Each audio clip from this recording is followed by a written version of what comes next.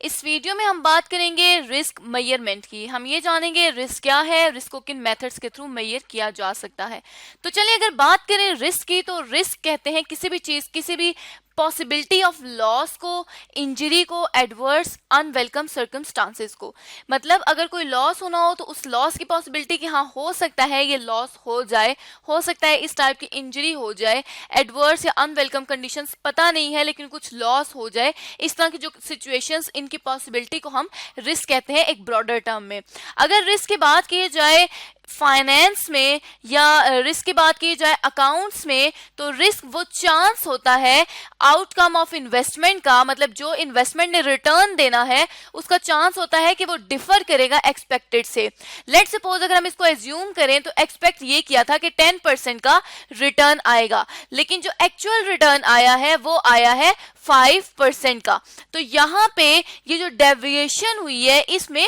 Risk involve था। तो अब अगर बात करें कि ऑर्गेनाइजेशन या किसी कंपनी में रिस्क मेजरमेंट क्यों की जाती है, तो ऑर्गेनाइजेशन या किसी कंपनी में रिस्क मेजरमेंट इसलिए की जाती है ताकि अमाउंट ऑफ एसेट्स, अपने कुछ एसेट्स सेव किए जाएं रिजर्व पे, ताकि कुछ ऐसा सिनेरियो हो भी जाता है जिसमें 10 और 5% का है तो हमारे पास इतने रिजर्व हों कि कंपनी एडवर्स कंडीशन में ना जाए, कंपनी बुरे हालात में ना जाए। और risk measurement basically investment decisions के लिए की जाती है, जिसे हमने यहाँ पे बात की कि एक इन्वेस्टमेंट से गेन आ रहा है वो एक्सपेक्टेड से डिफर कर रहा है। तो ये जो रिस्क मेजरमेंट है ये बेसिकली इन्वेस्टमेंट डिसीजन में की जाती है किसी भी कंपनी के लिए। लेट्स अज्यूम हमारे पास एक कंपनी है डॉट कंपनी ने ये एक्सपेक्ट किया था, उन्होंने इन्वेस्टमेंट करनी है। लेट्स सपोज उन्होंने एक प्लांट लगाना है और उस प्लांट लगाने की वजह से उन्होंने ये एक्सपेक्ट किया कि 100,000 रुपीज की जो सेल्स हैं उनमें इंक्रीज हो जाएगा। लेकिन अब ये तो थी एक्सपेक्टेड कि 1 लाख रुपीज का सेल में इंक्रीज हो जाएगा, लेकिन एक्चुअली जो सेल इंक्रीज करती है वो इंक्रीज करती है 50,000 रुपीज की, ये एक्चुअल है। तो अब ये जो एक्चुअल एक्सपेक्टेड का डिफरेंस है ये आया है रिस्क की वजह से। मतलब अगर हम इसको परसेंटेज में देखें तो 50% इसमें रिस्क इन्वॉल्व था। 50% ये था कि ये 50% ये कि ये हमें नहीं मिला, तो ये जो 50% है ये तो रिस्क है, और जिस तरीके से इसको मेजर किया जाएगा वो होगी रिस्क मेजरमेंट, और जिस तरीके से हम इसको करेंगे वो होंगे रिस्क मेजरमेंट के मेथड्स।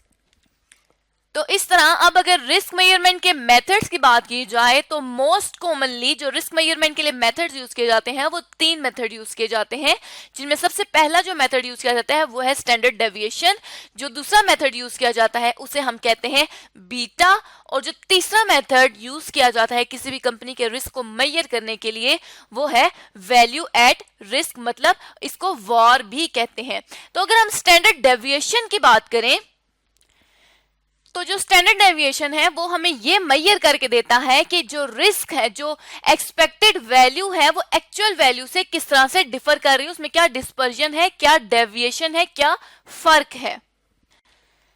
तो स्टैंडर्ड डेविएशन बेसिकली ये हिस्टोरिकल डाटा की बेसिस पे स्टैंडर्ड डेविएशन कैलकुलेट किया जाता है। इसमें जो रिस्क है वो हिस्टोरिकल डाटा की बेसिस पे किया जाता है कि पास्ट में क्या था और प्रेजेंट में क्या है, और पास्ट की बेसिस पे और प्रेजेंट में क्या फर्क है, इस चीज को, इस रिस्क को कैलकुलेट करने के लिए स्टैंडर्ड डेविएशन का इस्तेमाल किया जाता है। अब हम अगर ये कहते हैं कि एक स्टॉक है जिसका हाई स्टैंडर्ड डेविएशन है, यहाँ पे हमने जो एस टी है वो स्टैंडर्ड डेविएशन के लिए लिखा कि अगर एक ऐसा स्टॉक है जिसका हाई स्टैंडर्ड डेविएशन, इसका ये मतलब है कि वो मार्केट से बहुत ज्यादा फर्क पे है, और अगर वो मार्केट से बहुत ज्यादा फर्क पे है तो इसका ये मतलब है कि उसके साथ जो रिस्क है वो बहुत ज्यादा एसोसिएटेड है, इस सिक्योरिटी का रिस्क बहुत ज्यादा है। सिक्योरिटी, शेयर्स, डिबेंचर्स और जितने भी स्टॉक मार्केट में सेल होने वाली हमारे पास सिक्योरिटीज होती हैं, जो आइटम्स होते हैं, उन्हें हम सिक्योरिटीज कहते हैं। इसी तरह नेक्स्ट अगर अब बात की जाए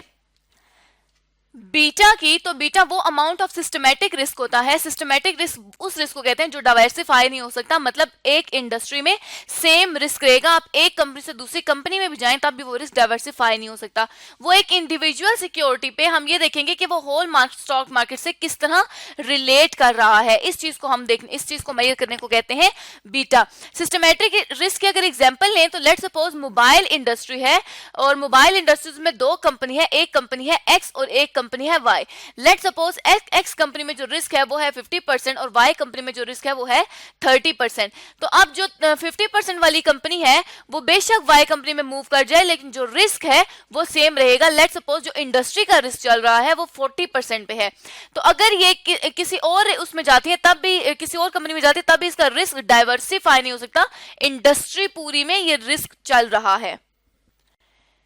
तो यहाँ पे क्योंकि मार्केट से रिलेटेड ये बात होती है तो हम ये एज्यूम करें, इस बीटा में हम ये कहते हैं कि मार्केट का जो बीटा है वो हमेशा जो है 1 रहता है। ये हमें ये चेक करने के लिए हमारी कंपनी का क्या बीटा है। अगर सिक्योरिटी बीटा हमारी कंपनी का इक्वल्स टू 1 होगा, इसका ये मतलब है कि सिक्योरिटी की जो प्राइस है वो मूव करेगी, कभी भी मार्केट के मुताबिक मूव कर सकती है। और अगर सिक्योरिटी बीटा अगर मार्केट के बीटा से हमारी जो कंपनी का बीटा मोर देन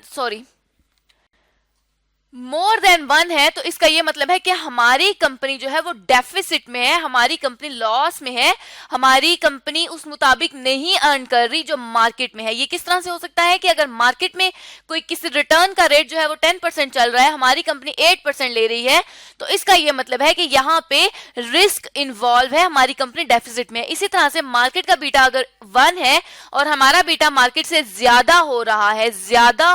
है, तो इसका ये मतलब है कि कंपनी डेफिसिट में है, हमारी जो सिक्योरिटीज हैं उनका रिस्क ज्यादा है। इसी तरह अब अगर थर्ड मेथड की बात की जाए